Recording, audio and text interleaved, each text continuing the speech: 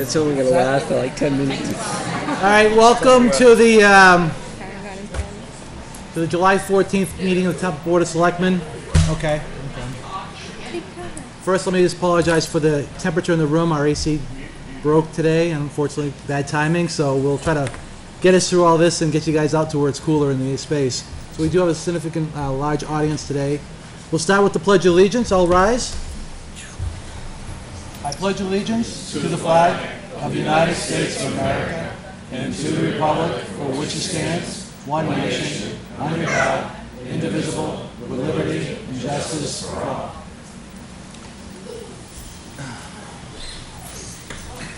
So I'm going to change the agenda a little bit to get these folks out of the hot room quicker. So we'll start with the fire department swearing. Chief Pretzel? I'll get it right one of these days, Chief. Good evening, Mr. Chairman and members of the board. Tonight I have the honor of presenting 4 members of the fire department to be sworn in as full-fledged members of the department. They've completed their probationary period, their probationary requirements. 3 of the 4 recently finishing their Firefighter 1 certification, which is a requirement that we place on them. And then 1 already came with the certification. So I would ask that as I kind of call their name, they come forward. I've asked the town clerk to swear them in as a group, and then they have a family member who will pin their badge on them once they're sworn in. So firefighter Chuck Bouet comes to us from the construction background. Chuck is one of the 3 that just completed, graduated 2 weeks ago from Firefighter 1 through the New Hampshire Fire Academy. And then last fall and through the winter, or this spring rather, and through part of the winter, Chuck completed his emergency medical technician training. Seth Miller, again, comes to us from the construction field. Seth completed his EMT over the winter and spring, just completed his Fire 1, and actually Seth put his talents to work and is the creator of the Smokey the Bear sign that is across the street from the fire station. So, Chris Patton, Chris came to us with Fire 2 already. Chris took his EMT last fall and has successfully passed it. And then certainly last but certainly not least is Brian Kimball. Brian came to us a little later last year, just completed his Firefighter 1 and will be moving on this fall to EMT. So if I could, Terry.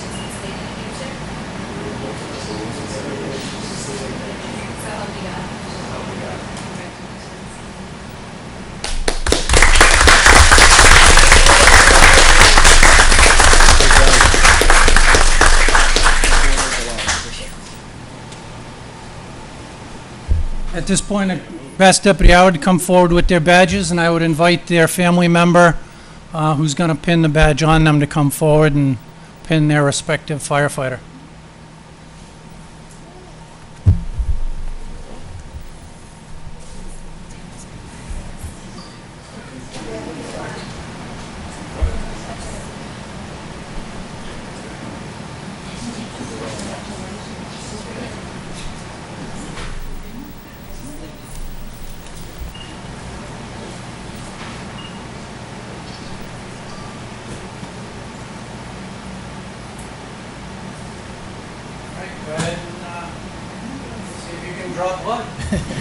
Make them hot. No, we don't want to hear any screams.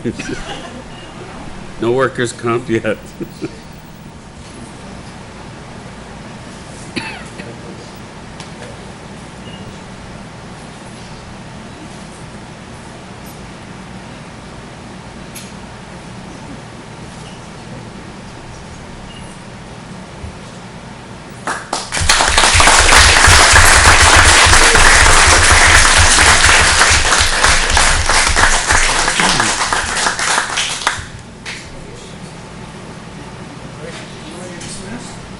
You guys Hang can. on 1 second, guys.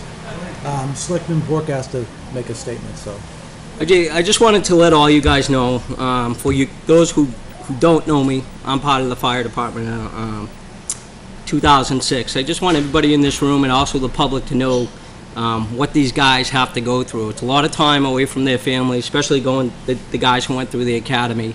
It's a lot of sacrifice and a lot of dedication for what they do or what we do as a fire department, also as the police department. Police department's here tonight. So I truly, truly commend these guys for everything that they give back to the community. And I just wanted to say thank you for me. And Mr. Lemire here, he was a former fire chief. He knows exactly what you guys have gone through as well. So straight from my heart to you guys, I love you guys. You guys are like brothers, and proud to stand by you any day and work beside every single one of you. So congratulations.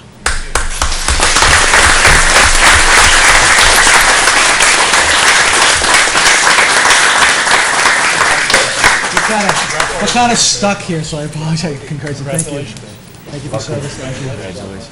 Thank you. Congratulations. Thank you very much. I get out of here because my clothes are out. It looks good. And again, thanks for all the family that came and attended. It's an important milestone for them. So Thank you, Chief. have a good evening, everybody.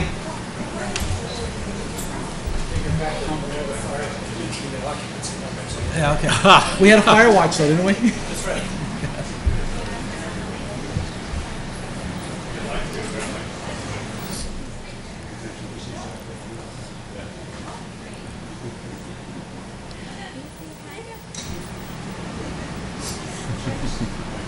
Thank you, Deputy.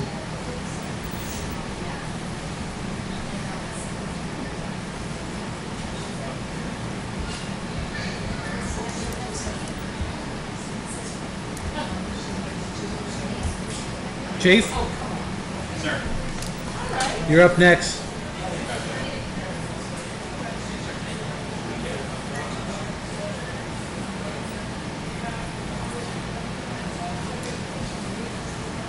So this is a swearing of our new sergeant. Promoted sergeant, Sergeant within.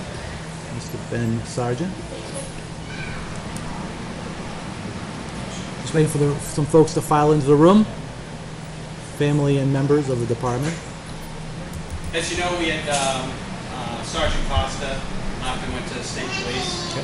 We did a sergeant's promotional process, which consisted of a written exam, an in-basket, which is the actual doing of the job, an oral board from outside of Litchfield Police Department. It was a separate agencies that did that.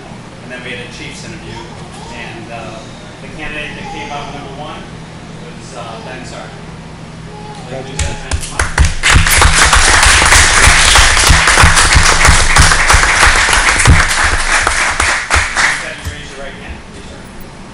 I, Ben Sargent. I, Ben Sargent. Do solemnly swear. Do solemnly swear. That I will faithfully and impartially. That I will faithfully and impartially. Discharge and perform. Discharge and perform. All the duties. All the duties. Incumbent to me as sergeant. Incumbent to me as sergeant. According to the best of my abilities. According to the best of my abilities. Agreeably to the rules and regulations. Agreeably to the rules and regulations of the Constitution. Of the Constitution and the laws of the state of New Hampshire. And the laws of the state of New Hampshire.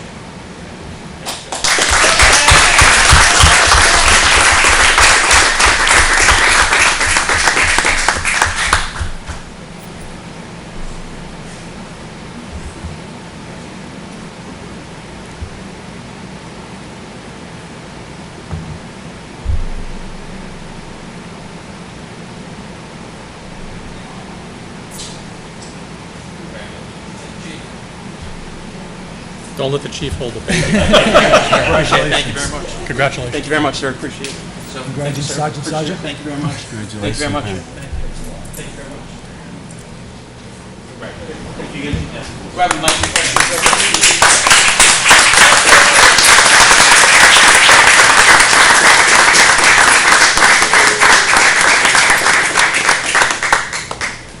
So we're having light refreshments if you'd like to join us over at the PD. Okay. I'm out of here. Thanks for coming. Thank you, guys. Thank you. Have a good night. Have a good night. Nice seeing some of you again.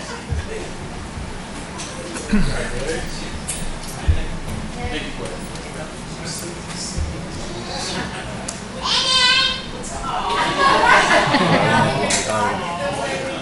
remember when we hired him. Yeah. Anyways, letting some folks file out of the room and we'll get back going here. Wait a second. Wait a We're second. losing our audience. What's going I don't on? have anybody left. All right, moving on to our agenda. Yes, we do. We have someone. First up is review of items for consent. In the consent folder, we have the minutes for June 23rd. We have an accounts payable invoice, or manifest, sorry, of $153,975.64. We have payroll for $42,049.98. We have a yield tax for map 22, lot 13, and an application for reimbursement for state forest lands. Do I have a motion, or So move, Mr. Chair, to approve the consent agenda. do I have a second? Second. Motion made and seconded. Any discussion? Hearing none, all those in favor, say aye. Aye. Aye. Opposed? Abstained? Motion passes 5-0-0. I had a big vote. We're not live. We're not live, yeah. All right. Unfortunately, we're not live again. But we are being recorded. It'll get posted by tomorrow morning.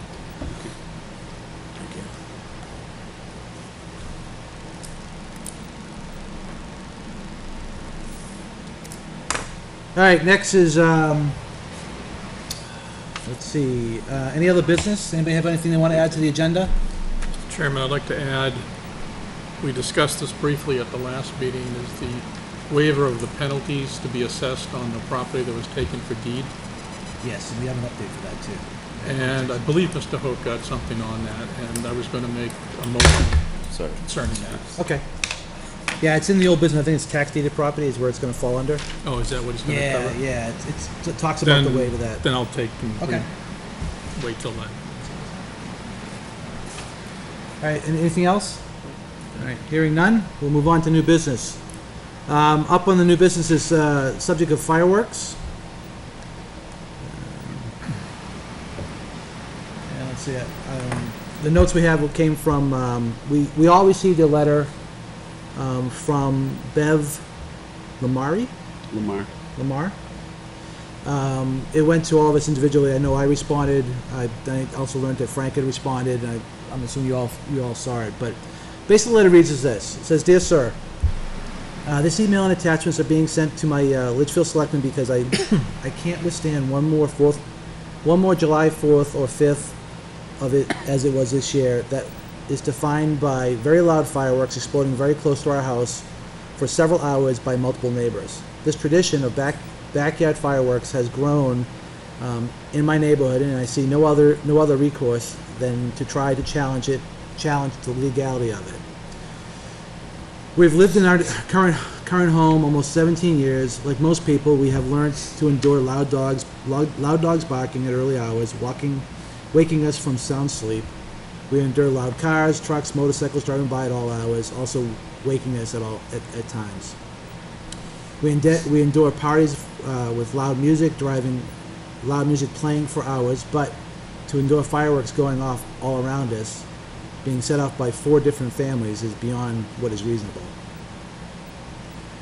Under the current lack of a ban on backyard fireworks, I have no rights as a citizen and have endured the extremely loud noise of what sounds like bombs, and also the loud cannons that fire projectiles.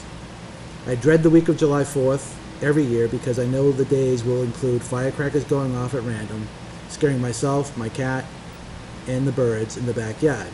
And then early to late evening, I will feel like I'm in the middle of a war zone. The fireworks around our home continue past 11 o'clock this July 5th, when a neighbor set off some firecrackers in their backyard after all the professional fireworks shows were finished. Then I phoned the police and complained, as I was so angry and tired by this time, I didn't know what else to do. I know that if people in our town wish to watch fireworks, they can go to Nashville's Holman Stadium, or to Canby Lake Park, or to Hudson Speedway, or other public town displays. Fireworks can be fun to watch, and I used to enjoy them. Please consider a local ordinance to ban firework use in residential neighborhoods.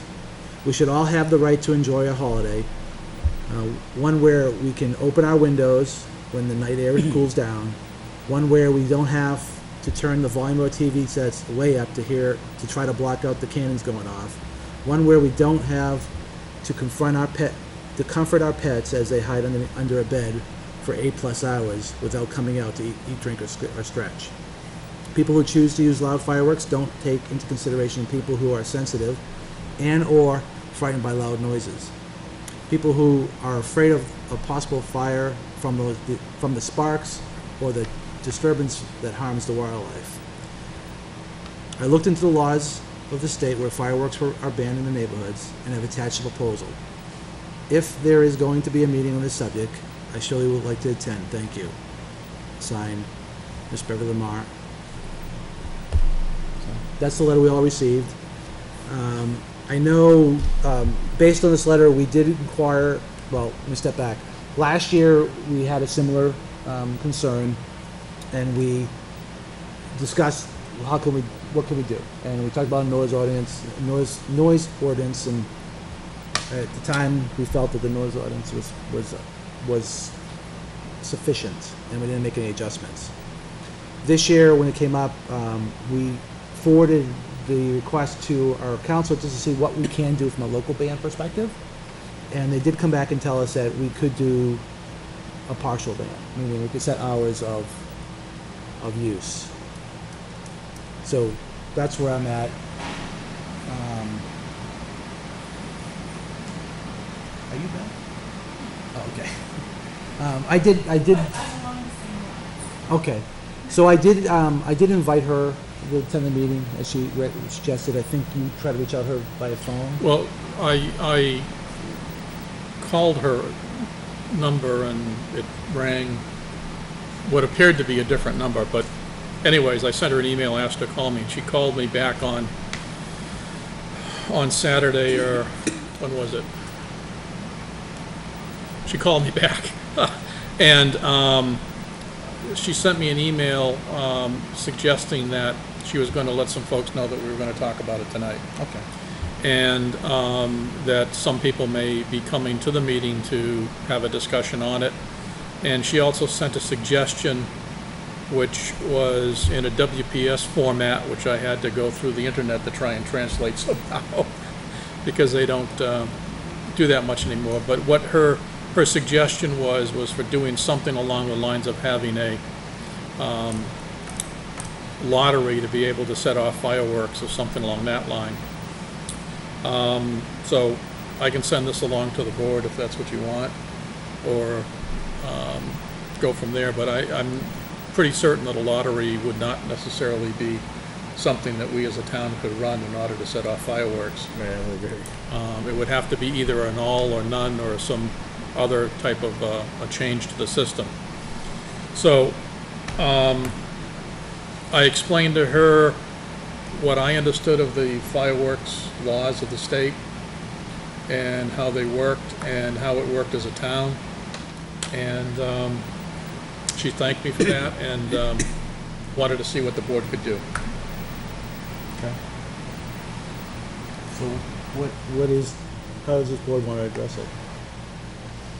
I think, to me, there's a couple ways we can address this. One, you could go for an outright ban of all fireworks, have a public hearing in a couple weeks or whatever the case may be at a meeting of the Board of Selectmen to take public input on that. And depending upon what the public input was, then either enact the ordinance or do something different. We could go forward with the warrant article in the upcoming budget cycle to see if the town is interested in initiating a ban on fireworks. And then one of the suggestions I sent to you and Jason was to see whether we could do what I'm going to call a partial ban, which would say ban fireworks between, pick a time, noon, or ban them between, say, 9 p.m. and noon the next day, something like that. And why I say ban them, in other words, ban them from being set off, that type of thing. So I think those are the, as best as I can tell, those are the alternatives that we have as a board. Mr. Chairman? In my past experience in public safety, I've always been hesitant and responded to Oh, cool. Okay. several calls within town of people that were seriously injured with fireworks. I've never been a proponent of fireworks. I understand that people feel that they have a right and it's to discharge them, and that it's the 4th of July and the celebration of our independence. But I really believe that we have to sensibly couple that with public safety and the ability of those residents who are seriously affected by the noise and who do have pets and who would like to at least have some semblance of normal life, be able to maintain their quality of life in time, even on the 4th or the 5th of July. I would certainly support some effort, and whether it be a partial ban or whether it be a full ban, I would absolutely support it, because there are those that do not, unfortunately, take into account people's feelings and people's experiences, especially when they have young children or pets. And, this is where it comes in, where because some people don't take that into consideration, regulations have to be promulgated for the good and welfare of the rest of the citizenry. So I'm in favor of something. I'm in favor of having a dialogue. I'm in favor of taking, as Mr. Byron said, input, and certainly going down a path of something that would make sense for the majority of the citizens of Litchfield. Okay. If I may. As far as the ban's considered, if I can recall, last year we talked about, we can put a ban in effect, right? But at the end of it, you're talking the 4th of July. Are you truly going to be able, our police department, be able to enforce a ban? No, right? So it's, I'm with you guys. I think we should try and do something, but it's going to come down to the enforcement of it. And we can put a ban in effect, but just because there's a ban there, it doesn't mean that people are going to abide by the ban. And on the 4th of July, it's tradition that people light off fireworks. And again, it's, and you have 2 or 3 officers on duty, and the people who are unhappy in town, it's going to be very, very hard to control that. And if we have a ban in effect, if somebody violates the ban, what are we going to do? Well, so I think last year was really around a noise ordinance, so we had to actually catch it and hear it, right? Right. And that was hard. If we put a flat out ban, let's say we do a time ban, like as was suggested by Mr. Byron. 9 o'clock seems too early for me, but let's say 11 o'clock to 9 o'clock in the morning, or maybe it's. Or even Speak 10. up a little 10? bit. She's having a hard time hearing Oh, I'm you. sorry. Yeah. You can't hear us? Yeah, No, and I don't know that the mic can pick you up, John. You're speaking very... Am I speaking? Oh, okay. Sorry about that. All right. I don't know why I'm speaking quietly. I'm usually yelling, apparently. I'm trying to be mellower.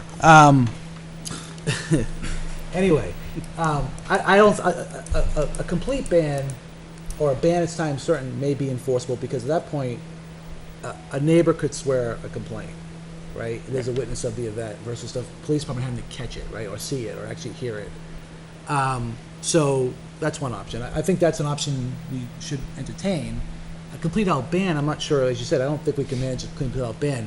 We also border other communities, which is some of the complaints that I've heard are coming from the other side of the border, which we have no control over. Right. Again, it doesn't mean we shouldn't try to do something for our community itself. I think a public hearing and getting more input from other folks to see if we're on the right track makes sense. I'm actually in favor of writing up an ordinance and sending it to the voters and let the voters decide, so we understand from the majority of the voters versus just us 5 doing it. So, because I think we're mixed, right? would a compromise then be something along the line of a temporal restriction on setting off of fireworks, say between, Mr. Lemire said 10 o'clock, and after 10 o'clock until sometime the next day, it's not appropriate.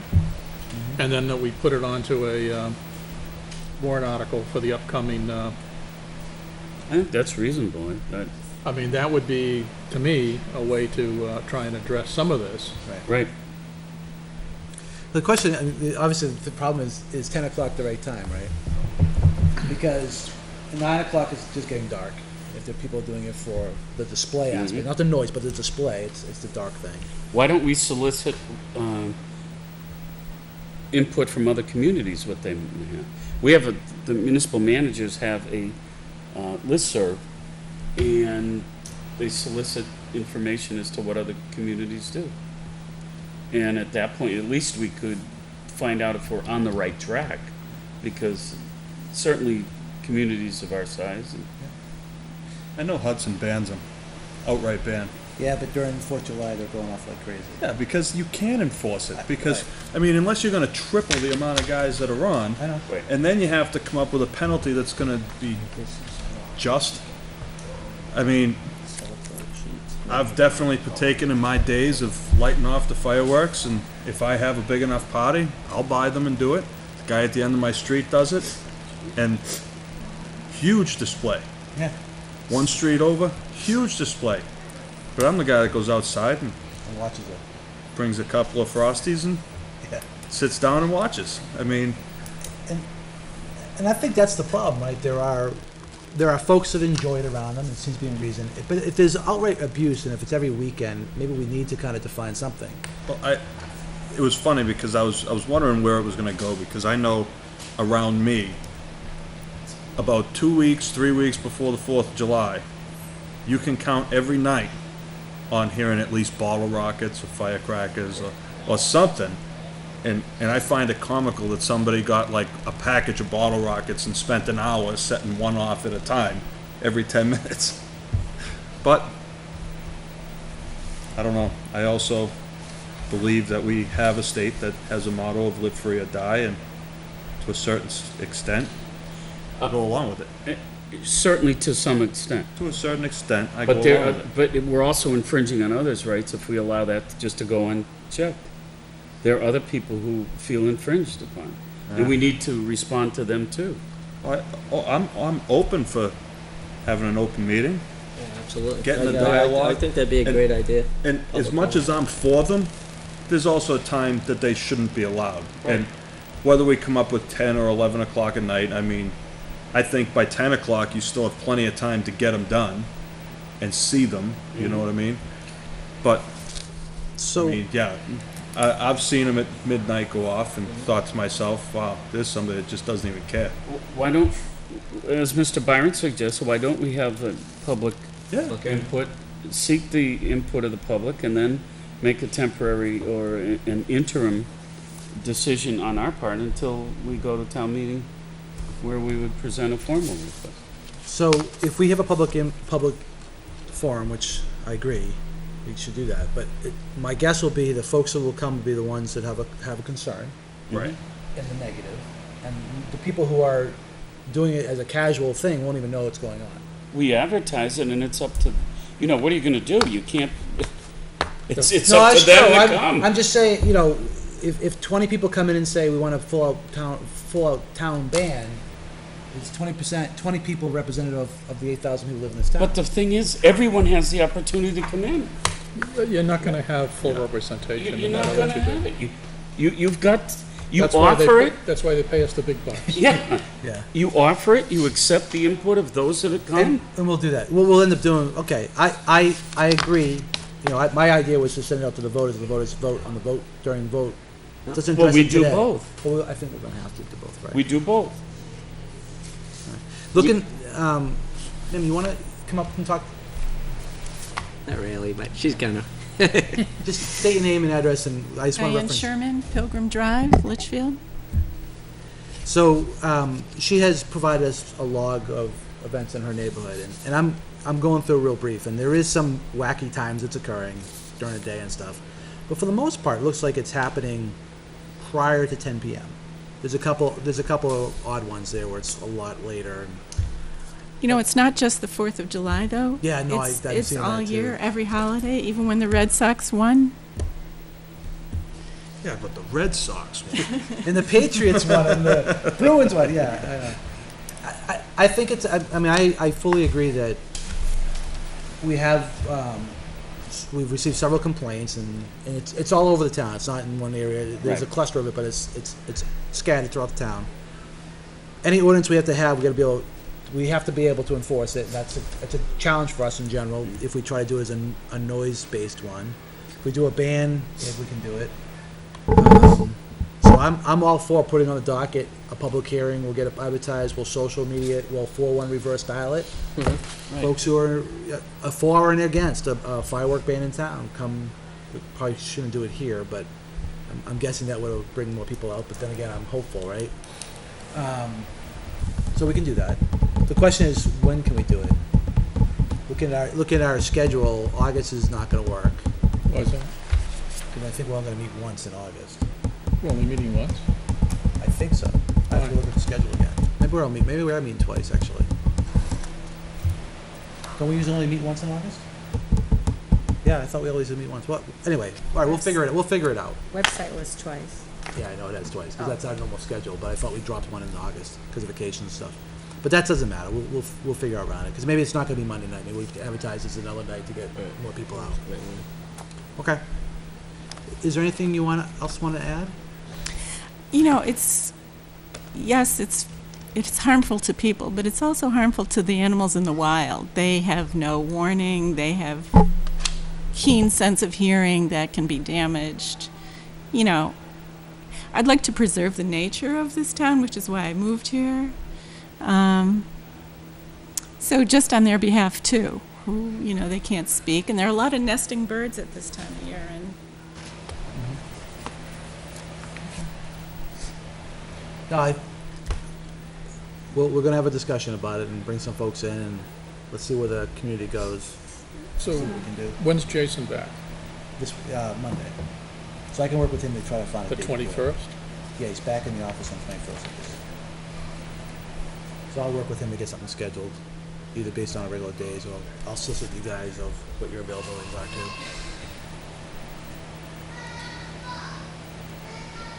I think there's 18 towns in New Hampshire that have a ban on it, or 13. This 18 is what I understand. Yeah. I don't know what they do, and I know you can't prevent it totally, but at least having a ban, some people who would consider it might think otherwise, you know. At least that would cut down some.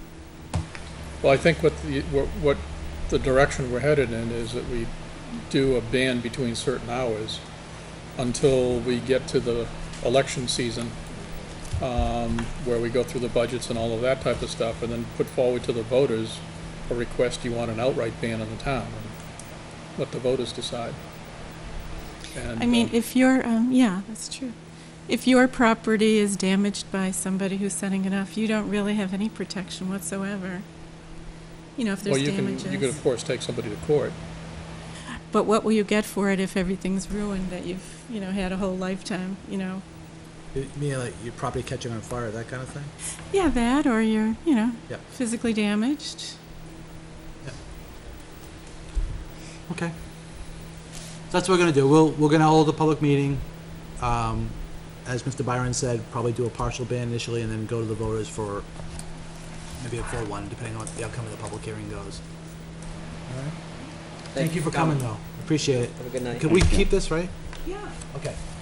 So I'll make a motion that the Board of Selectmen hereby moves to hold a public hearing on a partial ban of fireworks sometime during the month of August. The ordinance will be drafted by the town administrator. I'll second that motion. Okay, motion made and seconded. Further discussion? Hearing none. All those in favor, say aye. Aye. Opposed? Abstained? Motion carries 5-0-0. Thank you again, and Thank you. we'll let you know when it's going to be. Thank you. Public hearing on firework. All right. Next.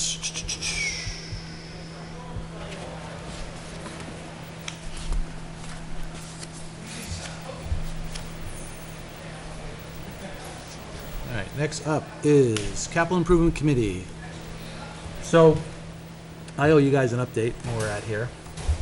So after the town meeting in March, working with Jason and a lot of the department heads, we have put together a basically a baseline for this committee to start using to help set direction and to do it.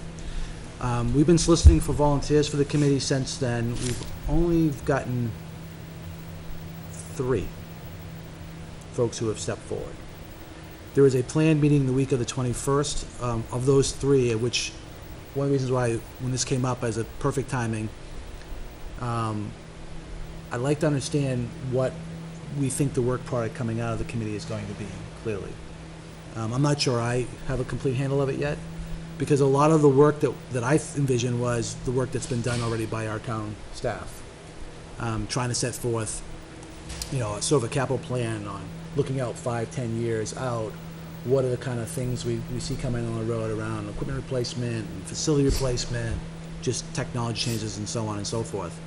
And so there's this, as I said, it got posted on the site.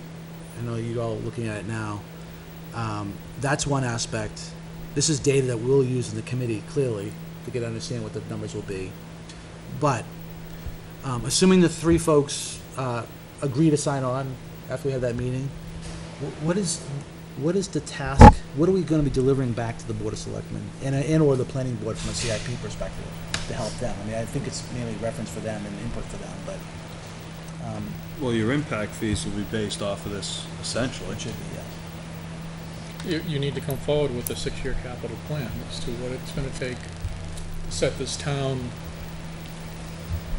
on firm footing as far as any capital needs are concerned.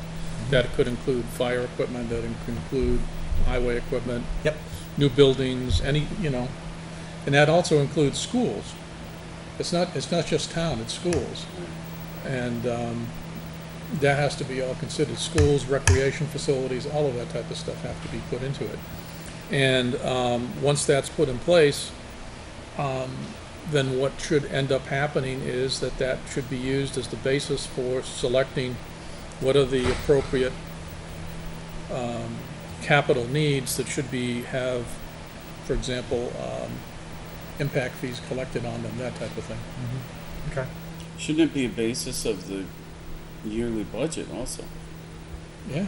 If it's done correctly, it should be tied into the Well, yeah, I budget, think- the budget request going forward for that So year. if you look at this spreadsheet, there's 4 tabs, but there's a buildings tab which talks about the buildings themselves. There's also, we have this thing called replacement year, and that is the year when we're looking at our capital assets today and the things we may need and what years we think the expenditure is going to be with estimates of costs. So those numbers will help us drive into the budget. In 2015, we have a sort of what the town has sort of decided. The committee may come out with other ideas. And then there's also the discussion around creating a reserve fund to help fund this stuff too, which maybe that comes out of, we put that in a budget as just a funding model, and we put it in a reserve fund and we've let it grow so we can start making some of these bigger purchases that are going to come down the road. So what I'm hearing is the 6-year plan sort of to feed into the CIP. It needs to count the schools, which I was not clear about the school part because there's no school representation. The budget committee doesn't want to represent it all. It's my understanding they don't want to have any representation there. So I can reach out to the school administration and see if they want to send over somebody who can help talk about their building needs and stuff like that. They can help kind of fill in the same thing. But from the spreadsheet perspective, is Jason and I and the rest of the staff on the right track as far as sort of the data helping it? Yeah, but the only thing that I notice is what's going to be needed, the increased need.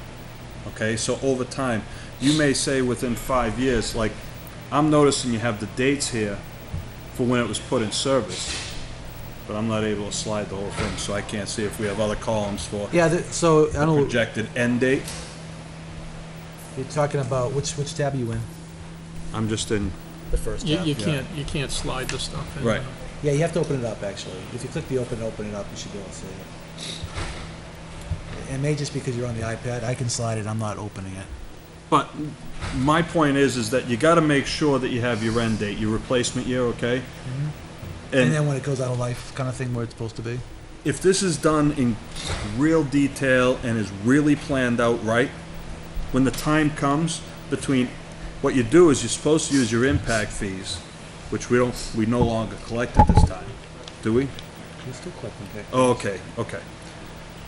You could use your impact fees to offset it, but when you're coming into the last 2 or 3 years of, say, purchasing a fire truck, which Jason would think is funny that we're talking about right now, Yeah, he would. okay? You want to try to set up a reserve fund to try to fund that ahead of time. So when you see 3 years out, you've got a fire truck and the fire department only has $30,000 in impact fees, okay? You know that you're going to be at a deficit, so you want to try to plan ahead. That's where the reserve funds come in.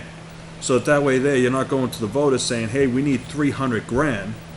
Instead, you can say, hey, we have the money because we've planned it out all this time. Here it is, we can purchase it. That's what the ideal plan. You're using impact fees, and, Right. and I all this stuff here in my mind has no access to the impact fees. Well, See, the large expenditure, That's all the we fire pay. department's been on a lease purchase program for almost 25 years, whereas, they get the approval for a truck, they were on a 5-year cycle. And it cost approximately $80,000 a year for 5 years to pay off right. one piece of equipment, and then the next, they would replace the next one, and then, increase the yearly cost, the lease purchase cost. So the need for a capital reserve for that was not evident, because you were doing lease purchase. Well, the and- biggest trick is back when we did a CIP, it was for the basis, because you need the CIP in order to base your impact fees. Okay? So the impact fees, you're right, are for the growth, additional new things, because the department becomes in need. But a new station that would be 1 square foot bigger than what we have would qualify. Right, correct. Okay. Right. The building aspect of this whole thing, I think, would qualify for some use of fees. When we used to do this back when I was the chairman of the planning board, the term that was used, which wasn't necessarily right, was the real list should go out 5 to 10 years and should be all your wishes, all your needs, all your desires. And the theory behind that is you can't plan for it if you don't know it's coming. Right. But if you know it's coming, you can try. Now, Yeah. we're not a That's where you community tie that's it got the into- money that's to do the wish list, but Right. I mean, all this effort is really looking at our existing assets, the shortcomings we know about station, all those things, to try to factor it into a planning process. Yep. So that when we complete this, we have a yearly number we need to look at trying to raise and or appropriate somehow to deal with some of the things we know are going to end, and and also to document some of the cycles. Right. We get in this argument or this discussion. I shouldn't say argument. We get in this discussion about whether or not it's a need, or it's whether it's the right time to replace a cruiser or a building and all that stuff. And we have a documented plan. We understand what the criteria are. It's a little bit. I would hope it'd be easier to justify. We're not shooting from the hip. We have a plan. We have an idea. We know how we're going to Well, treat it. you have a couple of different items. So you have a vehicle and equipment replacement program, but are you tying that into the capital improvement program? Yeah, you mean talk about the planning board CIP? Correct. That's the intent. What you're doing now is replacing the planning board and generating a CIP. I'm not trying. Because that's, You are. That's what the vote of the citizens Okay, was. well, that's fine. I mean, my understanding is they still have a statutory responsibility. We're going to do all the heavy lifting and hand it to them. to No, put the it in. statutory responsibility was changed from the planning board to a capital committee. Now, what they do have is a regulatory authority, which is through the zoning ordinances that were enacted by the citizens to identify the collection of impact fee materials. And I know they last I saw, they were working on that. I don't know where it's gone to. But the responsibility of the planning board would be to take the work product of this group and then use that for generating the impact fee. Okay. Yeah, that was unclear. I was unclear about whether the CIP process was still there. We were feeding into that. I knew that the data, we were coming up with all the data, and so the direction of the town. Well, and again, the CIP program is supposed to be used as both a planning and a budget tool. Right. Okay. And to be integrated in the budget process if it's done properly, if it's approved by the planning board and approved by the Board of Selectmen and presented as a budget tool. If you have all the groups working together, Okay. I mean, you could use this building as an example. This building's an asset that could be on the plan that you could say we have outgrown or we needed more space. You could put an addition on there with a projected forecast. That helps on the impact fee collection. Okay? That's why the schools always got so much money, because they had a school on there for a substantial amount of money. They also had the rehab of Griffin Memorial on there. So they had about $30 million in infrastructure Right. alone on their needs that we were able to tax for, well, impact fee collect for. So that's why they got a huge amount. All right. Well, like I said, hopefully the board will get, this committee will get assembled next week, 21st. They all stay on, and we start filling out the rest of this and trying to deal with those that work product. The other thing I noticed, you don't have the library on here.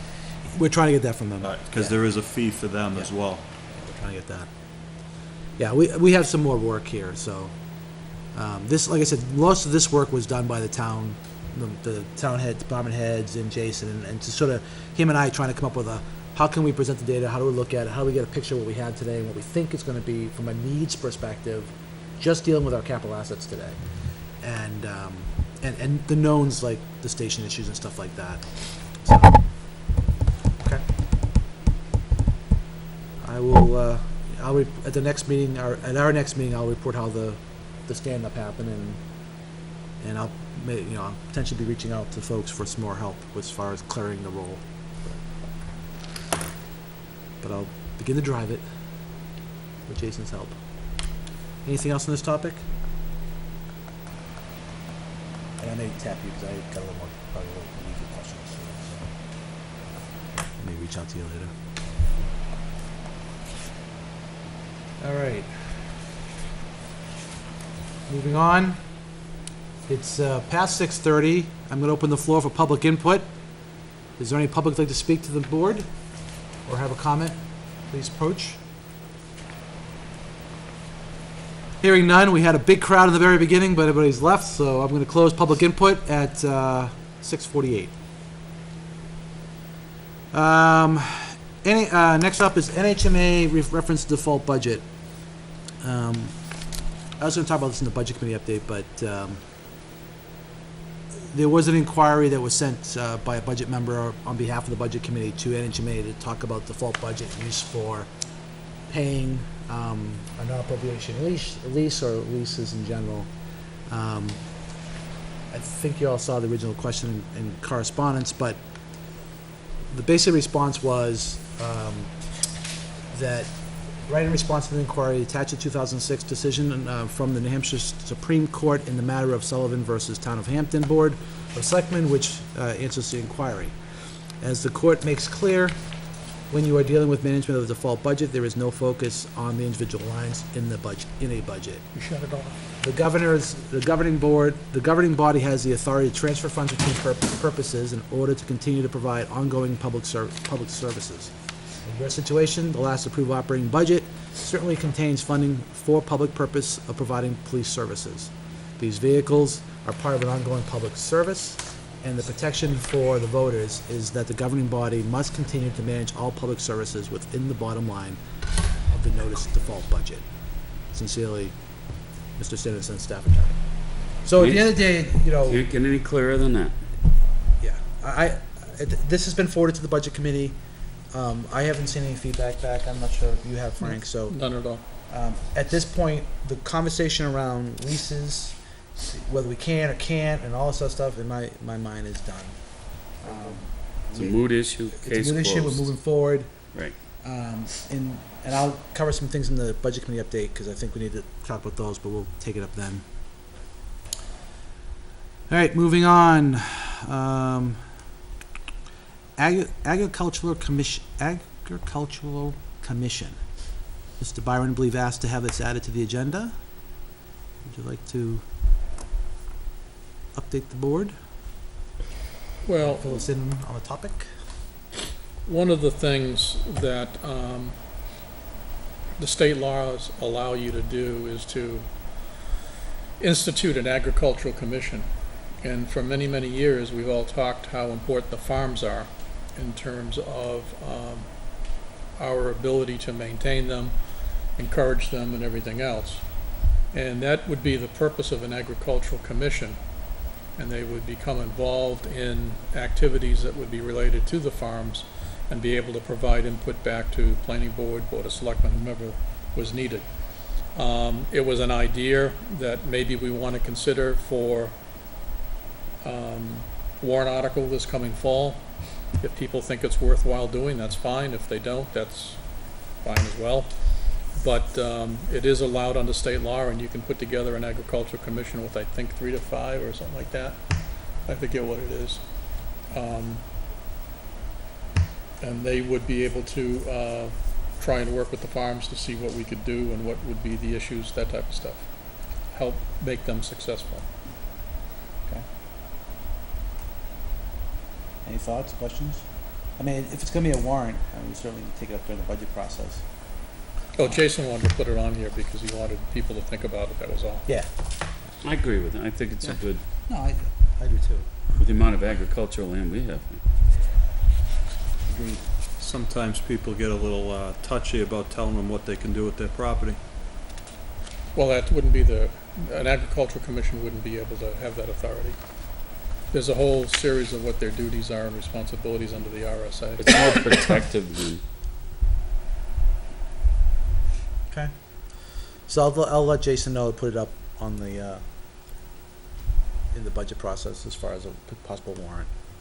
So we can discuss it there and understand it more. All right, moving on to old business. 2014 budget status. I know we've asked Jason to kind of obviously watch the budget, fine tune it, kind of get it down to where he's comfortable with certain things and let us know how things are going. This is his note, which was up in the portal, but on July 1st, the updated projections reviewed with the departments as needed. A few non-repeatable events have assisted in making the budget manageable this year.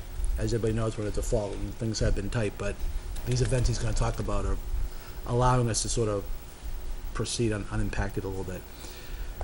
First, with changes to C&D disposal at the solid waste facility, they are now recycling wood rather than paying full demo material price. We're seeing a savings in that department because of that. Second is with several staffing issues within the police department, a vacancy and a medical leave is resulting in lower wages, lower wage expenditures, and also retirement expenditures. And then third, luckily, the fire calls have been way down this year. So that has allowed us to give us a little bit of breathing room in the budget overall. The rest of the projections reflect my general pessimist take on, that's Jason saying, not me, on what else may happen through the year. He prefers to be cautious and rather than optimistic, but the only two exceptions to this is legal and welfare. Those are projections of what the projections are. He's projecting the budget to complete at a 2% remaining. So he's expendituring up to 98% of the existing budget. And obviously, there's a spreadsheet attached which has a sort of a projection how he came across it. So that's where we're at now. I don't know if anybody has any questions that I can potentially answer, or maybe not, but looks good. I will tell you, even at 2%, he shakes. You know, he doesn't. It's really tight. Let's buy some. The problem is there's been a lot of breakages happening lately. I So, know. this AC going down. We've had lock issues. We've had some major repairs on the PD side around some of the camera gear. This is never ending. So, But it goes back to, we always end up $100,000 favorable. no, I know. I think, but also realize that this 2% is factoring that. I mean, that's what he's targeting. I still- The challenge is that there are things that are not happening, right? I mean, you Right, gotta and- understand that The too. thing is, it's only July, and I don't like making, I know we have to make projections, but I never liked to pin a percentage or anything in July onto what might be happening December 31st. If we're in good shape now, then that's good. That's all I wanted to know, and hopefully we continue in this vein for the next 6 months. Go ahead. I agree, it's too early to forecast where we're gonna end up. I mean, you can only, you're using a crystal ball if you do.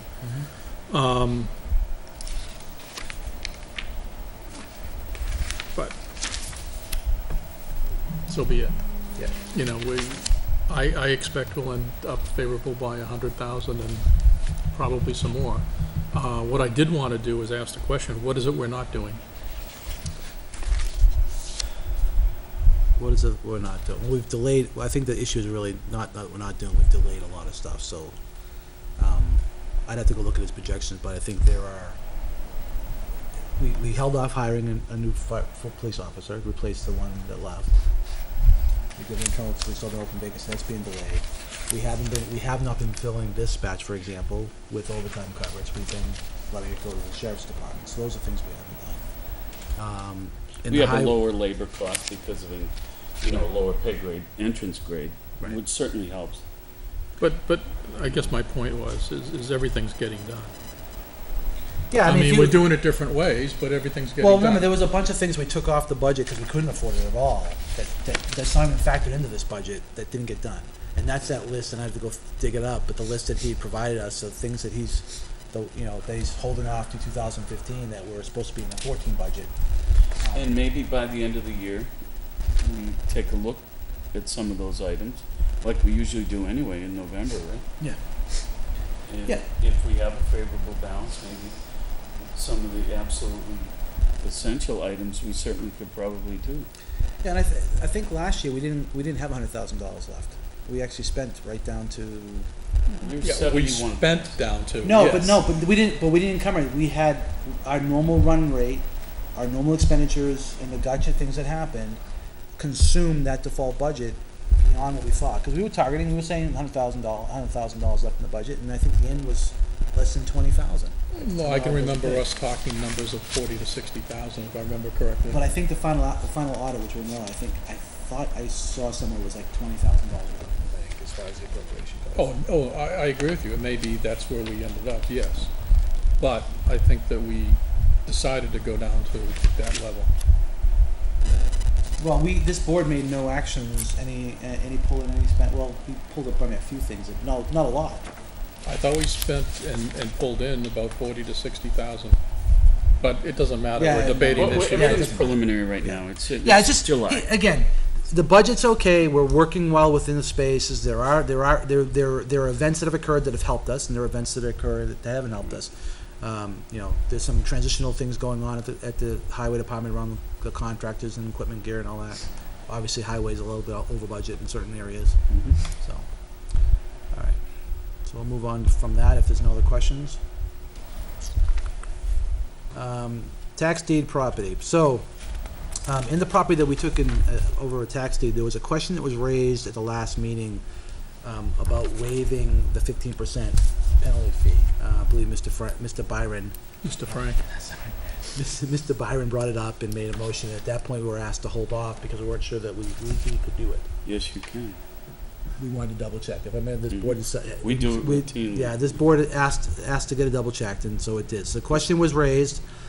Council came back and said it's never been decided, but it's been their position that since the selectmen can waive taxes and interest, they can also waive the 15%. Right. Can I ask why we would? Why should we want to keep money above and beyond what people owe us in the taxes that we took their house for? Okay, well, I took it as it was a fee that we had the right to collect. It is a fee we have the right to We collect. do. And just note that one of the items, well, the fee helps cover the overhead of taking care of it. We factor the overhead into the price we take out anyway. Okay. So 15% is above and beyond. You take out the taxes, Yep. And then you also take out the cost of managing the property, selling the property, Repairing it. for repairing sale. it, keeping it up, whatever. Yep. And then you're allowed an additional 15% just because. As Well, it's cushion. no different than what the credit cards do and the banks do. Right, so my concern was, why should we do that? And I have an ethical concern about it, because I don't think it's right. But We I, take the money. so I tend to agree with Frank, but I do have a sort of a why.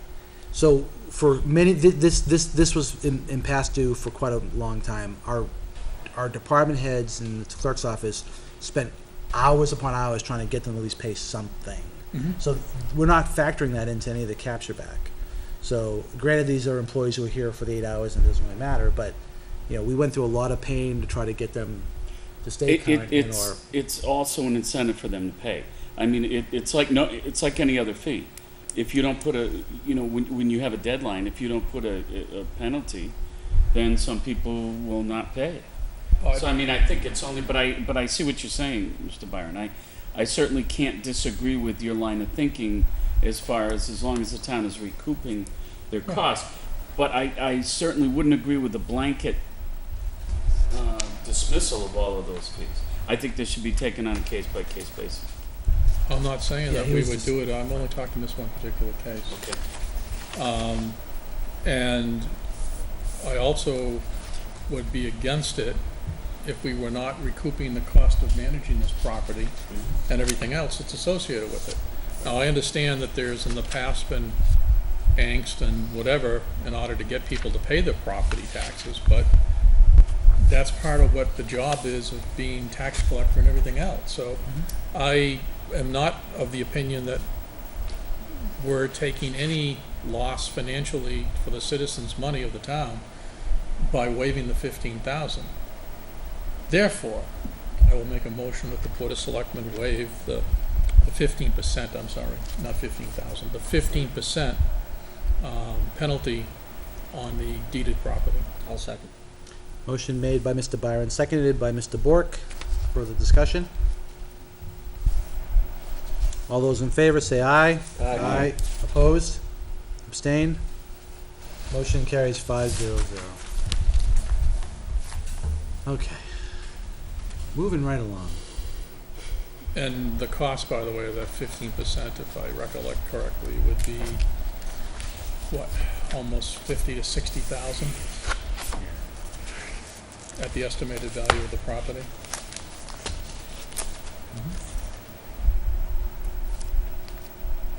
Okay, next up is water system. I think, Frank, you can probably walk us through this. So, the board had authorized Mr. Hoke and myself to investigate what the status of the water system is in terms of Litchfield. As you can remember in the past, I may have expressed a concern as to how much capacity do we have, are we gonna run out of water, everything else. So we booked a meeting with Mr. Ware Don Ware, who is the Vice President and Operating Officer for Pennachuck, and we went over to meet with him. Mr. Ware has sent us a bunch of information, which I think Jason put up on the portal, so people can take a look at that. But the long and the short of it is that currently, right now, Litchfield gets 1/3 of its water from the wells, 1/3 of the water coming over from Nashua, and where's the other third coming from?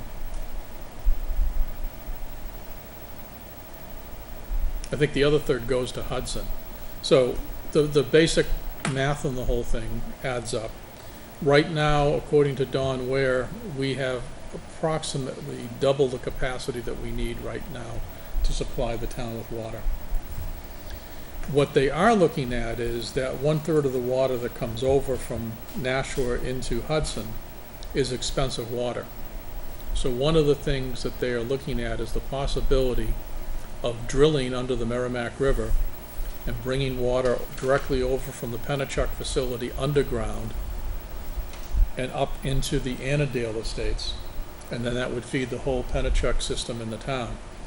And the cost of the water would be approximately, I think he said, around 30% less if we did it that way, rather than have to buy it through the Nashua Bridge route. So that's one of the things he's looking at. He also raised the concern that he did not have a good understanding as to how we saw Litchfield growing in the future. And he wanted to suggest to us that it may be worthwhile for having some type of meetings with Pennachuck, maybe planning board and different other people within the community to talk about how the town is looking like it's going to grow, and what are the particular needs, that type of thing, where they can adjust their plans for water distribution within the community and be able to anticipate that growth.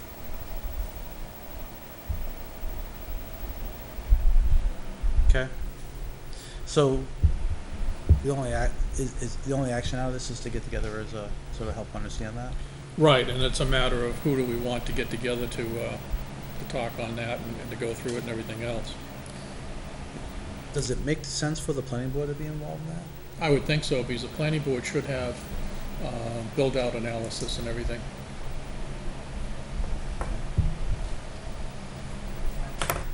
I mean, I would ask for you, Frank, to stay involved and figure out from the planning board perspective who they want to send as a representative or help coordinate the discussions.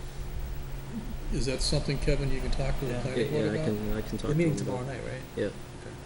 So if you can talk to them tomorrow night and let I them... know we got a full agenda tomorrow night, but I'll just, just bring it out, you know what I mean? Okay.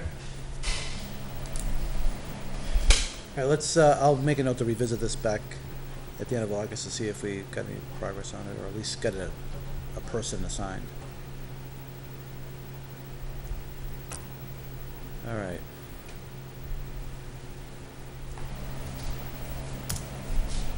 Next up is the wage plan. So Jason is looking for he's looking for how we want to proceed. The wage plan is actually in effect. There's no funding associated with it at this point. And that's the new job rankings and so on. So he's ultimately just looking for guidance from us about what he should try to do this year, if anything.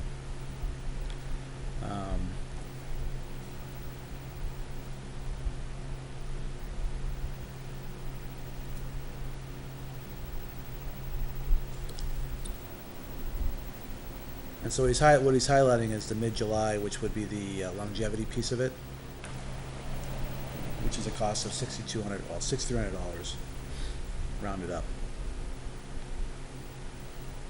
So he's asking whether or not he wants us. He's asking whether or not the board wants to proceed with at least that portion of the plan.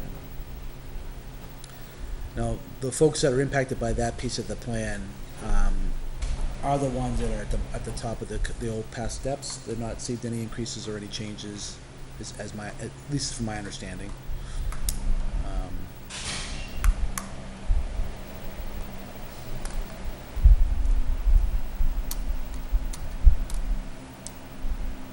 So he's suggesting that he can get it from the overall bottom line to $6,300, and or the unanticipated revenue that we have to approve and accept in the future meeting. I think it would be a wise move to at least wait until we have Jason in the room to go over all this. Okay. Very good. Defer it. I'm happy to do that. So we'll defer the wage. Is everybody else okay with that? Yeah. All right. So we'll defer the wage plan for when Jason's back, and he can kind of give us a better budget outlook and a better clue where it's coming from. All right. There were no other items, so I'll move to Selectmen reports. They have anything they want to share? I do have a budget committee one, so if there's nothing else, I can move right into that. Just want to wait for Mr. Lemire to get here. So we're in the Selectmen reports. Budget. I'll update from the budget committee. As everybody knows, I attended the last budget committee meeting, backing up Frank, who had another engagement.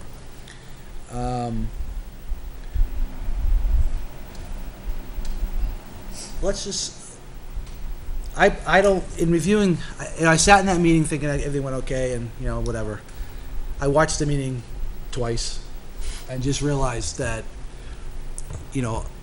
there was a lot of back and forth. As you remember, we read all the legal counsel stuff. A lot of that was around the discussion. There was both public input and committee input around our motion of June 2nd to create that process for legal opinions to go through the chairs and be documented and have it come back to the town for reference and recording. A lot of the comment was gag orders, controlling, restricting, and I defended our position in saying we're not stopping from doing anything. You can certainly make the request. The chair just needs to say, go do it, which is, by the way, I always thought was the process to begin with.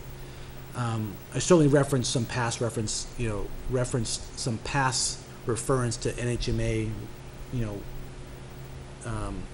advice that we've never seen in writing, and that's why, one of the reasons why we thought it was a good idea. And several of the members had issues with it, several of the public had issues with it, but in the end, it's there, and I haven't seen it, and I invited them to come to the next meeting and obviously express their concerns, whether as citizens or as a budget committee member. I didn't have a problem either way. With regards to Mr. Chair, can I just? Yep. As a member of the NHMA board, I happened to, at a meeting, I talked to the executive director briefly about that specific item, and she said, no, indeed, they do not allow, or they themselves don't want anyone other than board chair to call them, because it would be like the OK Corral. They contract, they feel, with the boards of selectmen of the municipalities, and they feel that that's where their information should come. So you are 100% correct, as is Mr. Byron, and that's, we are contracting with them for services. Mm-hmm. We are the agency that is doing that. The executive director said it is not appropriate that any agency other than the contracting agency consult them for input. Yeah, so I think the problem is past practice has been that they've been able to, and they've gotten, so again, we don't have that output, but they reference them all the time, and they talk to them about this issue or that issue. And, I agree. I think it's a moot issue at this point. I mean, Right. we have a policy in place. The chair is the chair of that committee, and all the other ones seem to be a hearing to it. I don't think there's any issue there. Good. The only thing, Mr. Lemire, you may want to consider is that what seems to be a concern expressed by some is that the NHMA website says that any member, elected official, can call, and so that's different than what the the director is saying something different than what the website says. That's all. Yeah, I mean, I'll bring that up too, but they're down to 2 staff attorneys, and this is part of the issue that she was discussing, and so I will certainly bring that up. Thank you. the other piece, as I watched it, when I was talking about the budget committee's role and we were discussing it, I got hung up on the legality and just what's right, and I weighed on the what's right side, and I think in hindsight that created an issue, especially around when they were told that the budget committee has no authority to challenge any expenditures or transfers that do not exceed the bottom line or violate some other provision of law, such as no means no provision. And I got twisted around on this no mean no's, and I'm like, well, what do you mean I can't bring up? If there's a no means no problem, I can bring it up.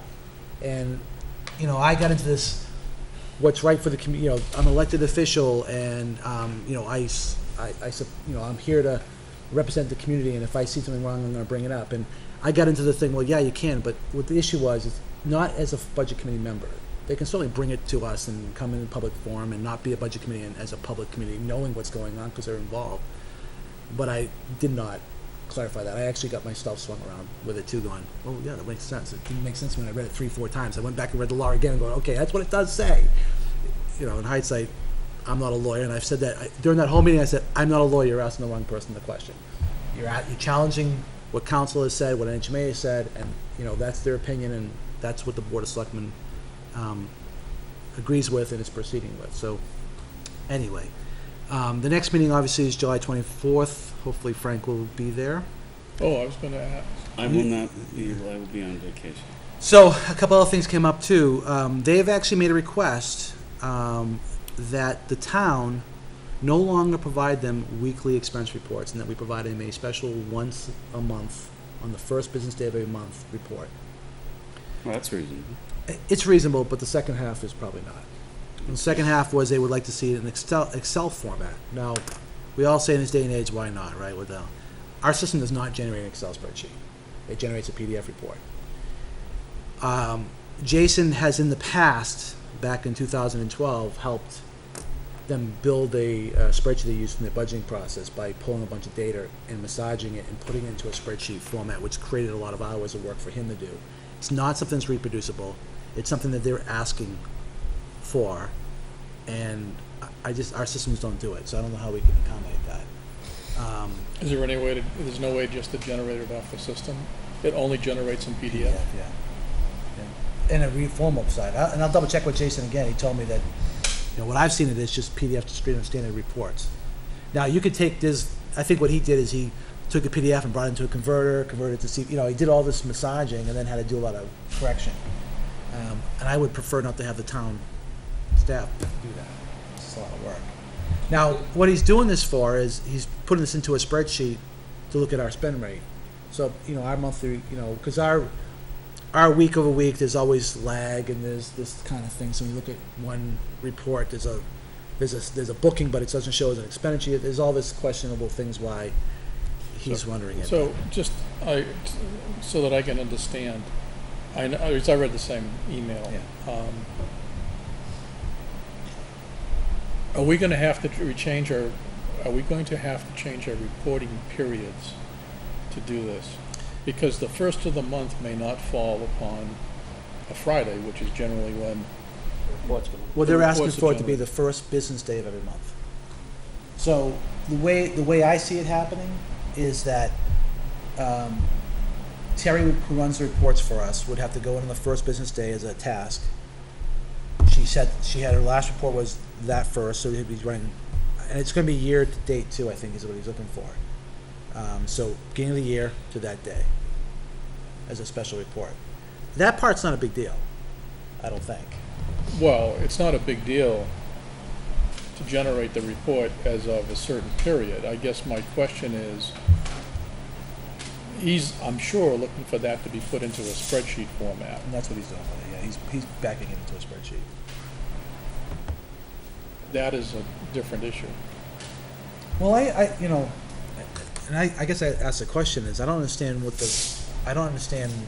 we do our analysis, we review the budget, we watch our expenditures, we're measuring that, our staff does that, and now it looks like the budget committee is doing that and doesn't check.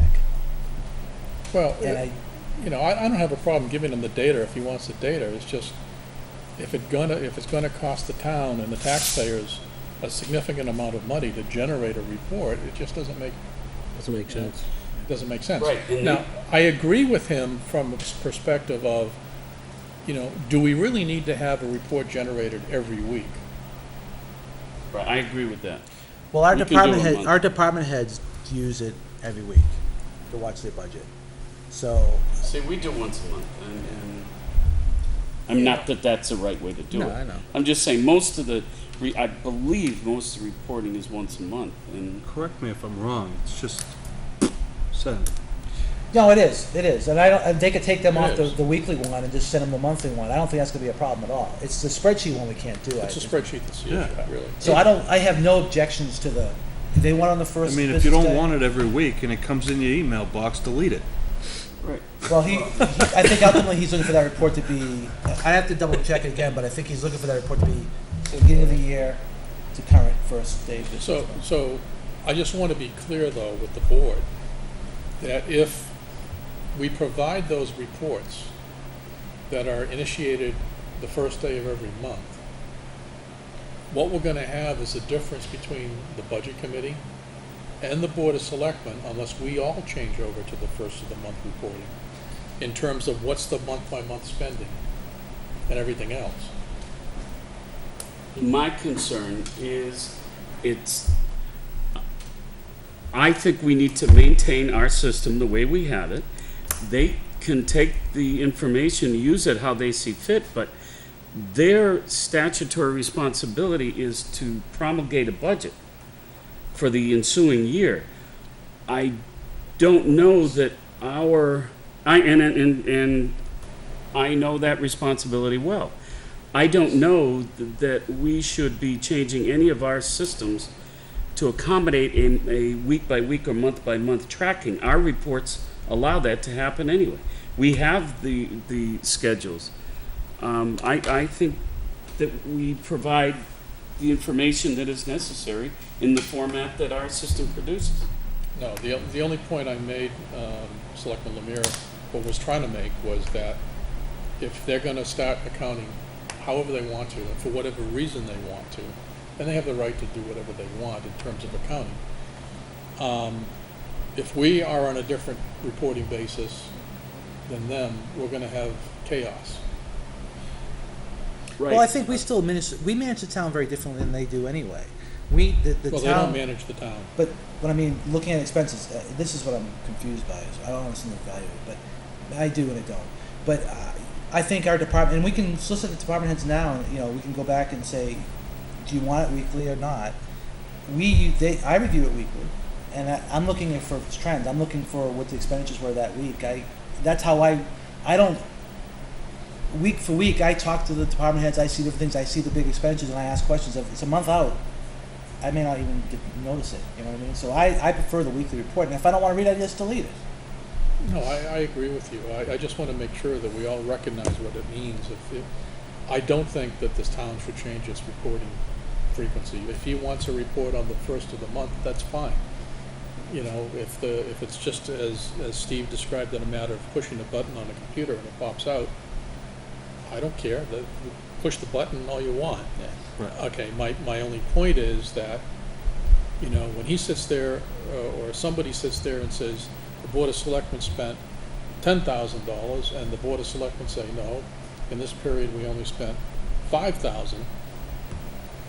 Well, the reality of it is Everybody's going to be shocked. He's going to be 20 days late anyway, because by the time they see the report, Right. it'll be 20 days later, and we've already either made adjustments, backed out, pushed in, had different changes, or other things factored into the budget.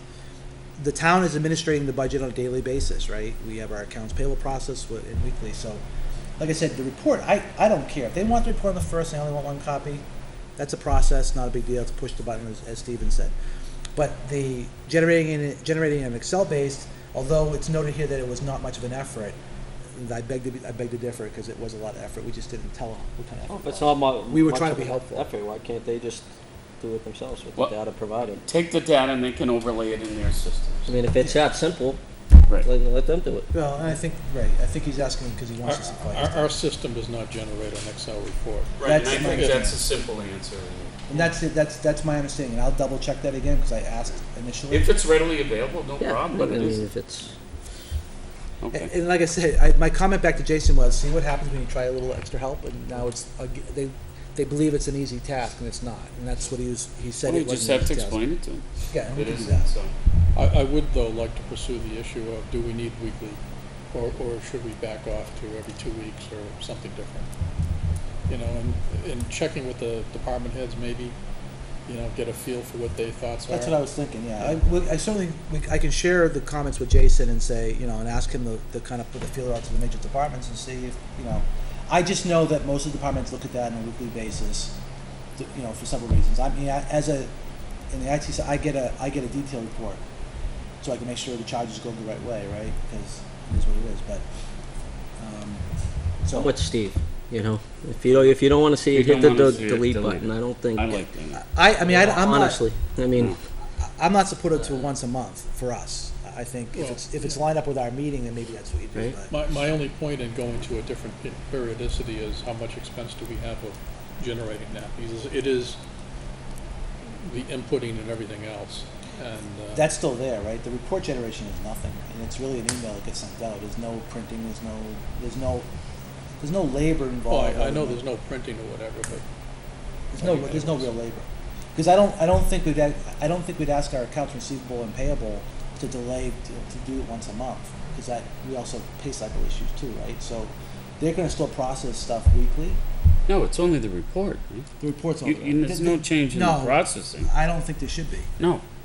Because we're not. I mean, I don't see the way our pace. If I look at just the stuff that I approve and push through, every week there's some big bill, and it has to get paid, in that time and fashion. There's no consolidation to once a month or in the month or in the month. Pays are all over the place. which raises an interesting subject, which is slightly off, which is, should we look at a bi-weekly payroll? I think that's a savings for us, Well, that's what I'm thinking. because now you pay. It's a savings around material costs for checks. We do a fair amount of print checks still. We don't It have. cuts your material cost or your check printing cost, if you want to count that in half. I know municipalities that do bi-weekly payroll and bi-weekly bills. We're not processing bills every week, we process them Oh. twice a month. Linda Langiel had discussed that at one point, and there were some difficulties we had with it because we were just at that point transitioning into doing our own checks and stuff Right. like that. So we dropped it, I know, at that point. But there was some thought of possibly going every bi-week, and then if you did bills, to Mr. Lemire's point, every other week, you could lay that in between. Right, and it's less pressure on financial people, and I'm not saying we want to There do it. is a It's- saving. It's something to look at. Oh, yeah. I agree with you. Yeah, I mean, we brought it up. I think we brought it up again last year. There was some reason, but I can't think of any reason. there's why a it's just- definite savings to it. If you're going to do it, you need to let the employees know, because you can't just automatically. No, Oh, right, no. I'd certainly get their input too. You Right. know, oh, no, I'm not saying implement it, I'm saying study it. I know when I got transitioned to bi-weekly payroll, I didn't have a choice. It just happened. Well, I understand, but I hear you. there's no reason not to talk to everybody about it. No, right. The other side too is I don't know why we're not encouraging more, direct deposit. That's another savings. That's huge. Well, it's a savings for us, but it's also the money typically gets there faster. The thing is, you can only encourage it, because there was a court case, City of Manchester versus. That's what I was reminded. Versus Lemire, right? Yeah, no, I was but I reminded. was there. I heard it was Lemire. No, Clarity. And, yeah. Okay, so I made a note. I'll when Jason gets back, I'll put this on his care abouts, and I'll go around and ask some of the department heads too about what their thoughts are on reports and stuff. Huh? Oh, no, I'm AC would be nice. Can't do that here. All right, anything else? That was it for the budget committee stuff, and Frank, again, I know you're following into my crap box that I created, but I know you can handle it. Did you make a face? No. Just like, oh, please. Well, like I said, I get twisted up, and there's a lot of folks there anyway. All right, so nothing else. Selectmen reports. There was nothing. No items moved from consent. There was no other business. Move to adjourn. I have a motion to adjourn. Do I have a second? Aye. All those in favor say aye. Aye. Opposed? Abstain? Motion carries. 5-0-0. We'll adjourn the meeting. It's 7:28. Our next meeting is going to be You're pretty red in the face now. the 28th. Good So job with that. Monday, 28th, 6 o'clock here at Town Hall. You made the right